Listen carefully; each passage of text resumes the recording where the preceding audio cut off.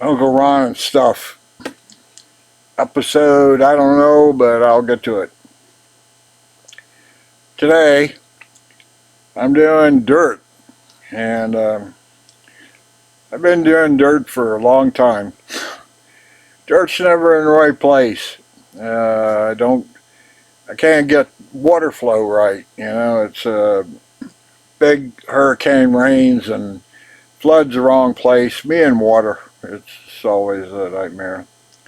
Anyway, uh, I've been doing it for so long that strange stuff has been happening. Anything you do for long enough.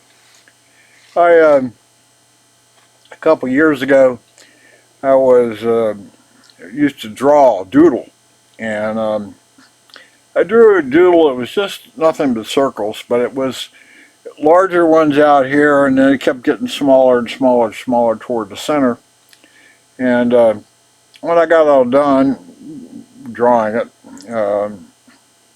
I thought maybe I could do something with it, so I scanned it and put it in a photo editor and started using zoom function. And I went way in there and started adding little teeny dots between the other dots I had drawn. So it was like populating, just kept populating and populating and populating. And I must have done it for 3 or 4 days, adding almost invisible, 1 pixel dots down inside of this star field. That's what that's what it would look like to me, and that's what I was trying to make it. Anyway, zooming down and coming back and zooming down and coming back. And anyway, after that, I happened to be outside someplace. I think it was at the ocean, and looked up at the sky, and a couple bright stars, obviously visible. But then, with those eyes that I had been zooming down in to put the little teeny 1 pixel dots in there, I started seeing all these other faint ones. I mean, a lot of them. And okay, my imagination's carried away, but no, I could look away and come back and see this massive star field. They were very faint. My ocular sensitivity and vision had been changed by playing with those pixels down inside of that star map that I was making, and I could see all these faint stars. It was just incredibly amazing. And I can still do it. It takes a little concentration and focus, but I got it. So stuff like that has an impact on me. And I expect it does on everybody else as well. Anyway, dirt. I've been moving dirt around. I dig trenches. That's pretty straightforward stuff. Put in rock, move rock around. But anyway, for the last year and a half or so, the backyard.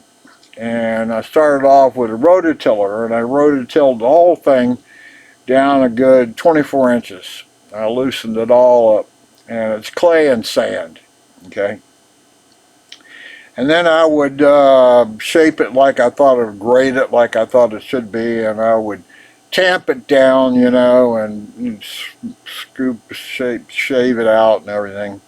And anyway, over time, I have made this giant piece of clay in the backyard, and now I can use like a trowel or a scapula, I think that's what they use, to mold clay, and that's what I'm doing now. It's interesting, and I don't know why anybody didn't tell me this. Painters, for example, know it, artist painters, that the brush strokes you use here, you can't use that same stroke somewhere else for something else. I didn't know that. I had to learn that in the dirt.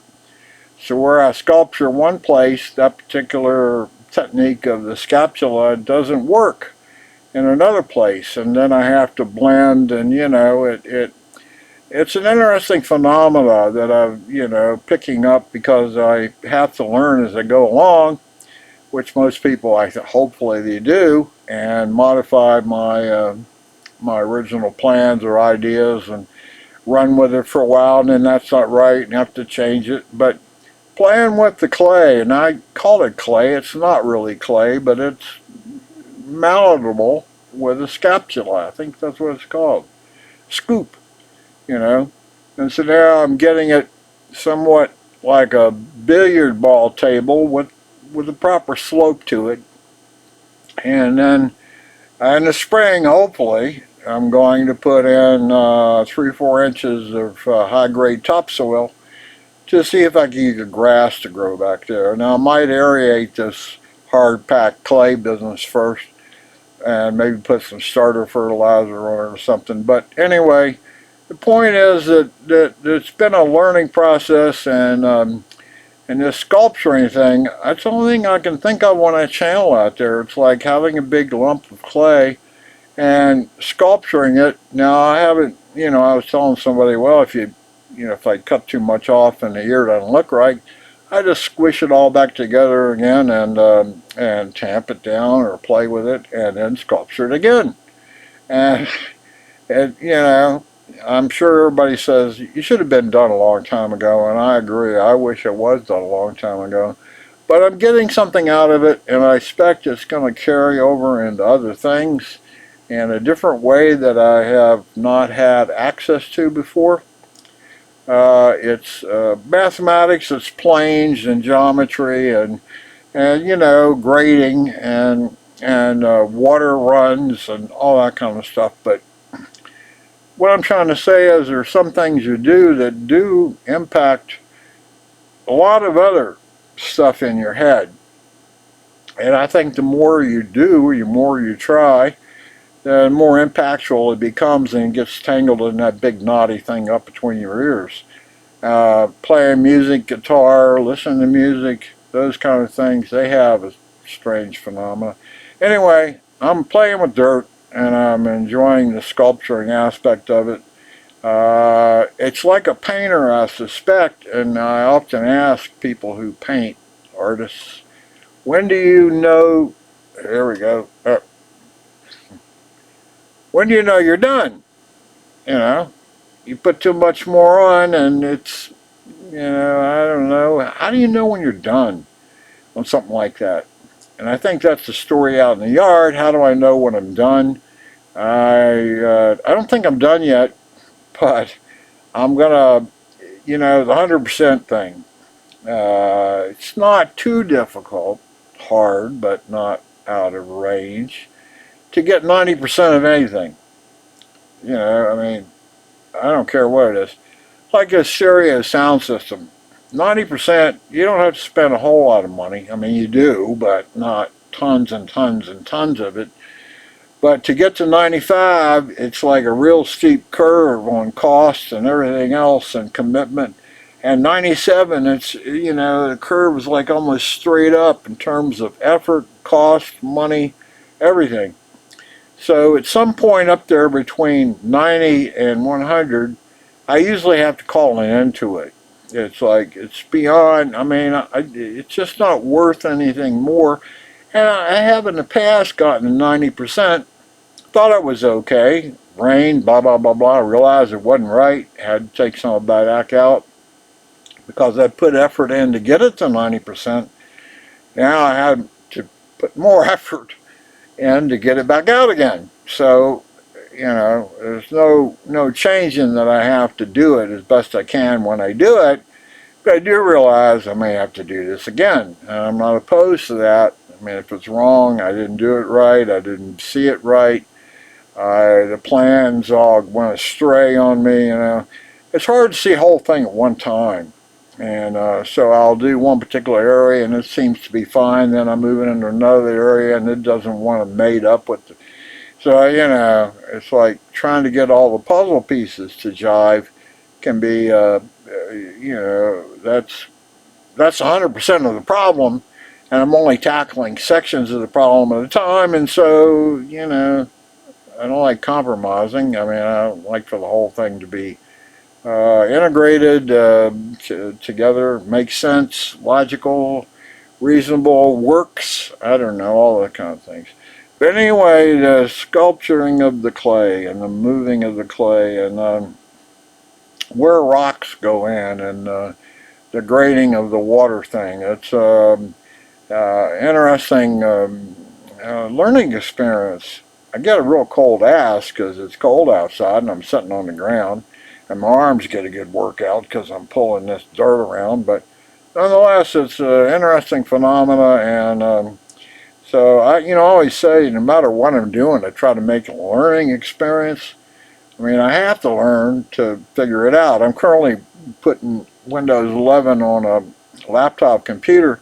I'm having some trouble with a Windows update, and it has to do with the old secure boot and BitLocker and all this stuff that I sort of know about, but I've never had to go into it in detail, and now I do. And so I got to tread softly because there are things down in there that if you screw up, it's a big screw up, and you have to reload everything, and I really don't want to do that. So I don't know how that fit into this. Hopefully I'm not doing a major screw up out here in the dirt. I should be able to live with it the way I got it. I said ways back, I think I finally got it going in the right direction, which you hear that all the time. Is the country going in the right direction? Yes, no, whatever. Well, I think I finally got this going in the right direction. I had to rip out a bunch of stuff, my original plans, and, modify it heavily, but I think I'm getting there. The weather is cooperating. Interesting aspect of this is rain. You say, well, rain messes, I'm doing dirt and grading work and whatever. Rain's going to mess you all up. And so sometimes I have rush to get, aspects of it finished before the rain. But now I realize rain is really beneficial to me, and I'm working with it. It helps tamp down that loose soil that I've moved around and gives me a good base that I can see what's going on, and so I'm working with it. The rain's a good thing. It gives me a break on my physicality, and, it's showing me which way it should be going, which is a good thing. So I'm not fighting the rain. I'm enjoying it. It's raining on it. When most people will say, well, that's no good. It's like you're building a house and, you're putting the walls and studs and wall structures up, and it rains and you have to stop, Well, in my case, yeah, I have to stop, but it's beneficial because I can see what's happening when it rains, and that's what I'm trying to deal with in the end. What is the problem? What is the problem I'm trying to solve? And what all the strategies and methodologies and tools that I need to do that? Anyway, today was just dirt. I don't know if I'll even post this one, but since I had nothing else, I wanted to take a break, and I was done. This is, I don't know, today is the 1st of February already, and I can see myself in there. And I got a close-up zoomy going today. So,